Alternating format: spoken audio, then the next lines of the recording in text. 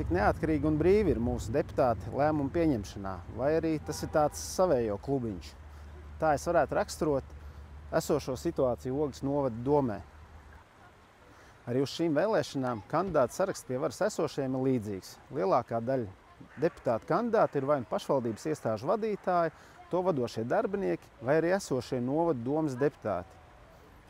Nu, piemēram, Dainis Širovs, Ogres rajona slimnīcas valdes priekšsēdētājs, Dzirkstīta Žindiga, Ogres novada sporta centra direktori, Atvars Lakstīgala, Ogres mūzikas un mākslas skolas direktors, Daca Veiliņa, Ogres novada izglītības pārvaldes jaunatnes lietu speciālisti, Sarmīta Ozoliņa, Ogres novada sociālā dienesta vadītāja, Jānis Ziņģīts, Ogres vēstures un mākslas muzeja vadītājs, Gunārs Rusiņš, Ogres vēstures un mākslas muzeja vēsturnieks, Elīna Aupe, Ogres novada pašvaldības iestādes Ogres novada kultūras centra vadītāja, Ilze Čišakova, Ogres gala pagasta pārvaldes vadītāja, Harijs Zariņš, Ogres novada pašvaldības iestādes kultūras novada kultūras centrs, kultūras darba organizators.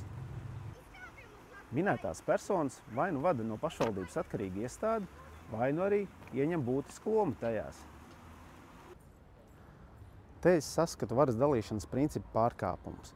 Viena persona vēlas būt gan pārvaldītājs, deputāts, gan arī izpildvaras pārstāvis, iestādes vadītājs, kas var reāli apdraudēt kontroli un varas līdzsvaru.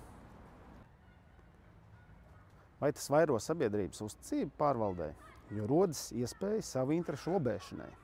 Manuprāt, viena daļa šo speciālistu ir lieliski profesionāļi savās jomās, taču labas pārvaldības princips paredz, ka uzraudzītājs nevar būt vienlaicīgi arī uzraugāmais. Nevar pats būt sev priekšnieks un padotais vienlaikus. Lēmumu objektivitāte tad kļūst šķietama. Es un mūsu pārmaiņu komanda no 6. saraksta uzskatām, ka vara nav domāta tam, lai nostiprinātu savu ietekmi, iestādi vai ciemu, bet gan lai kalpotu sabiedrībai kopumā.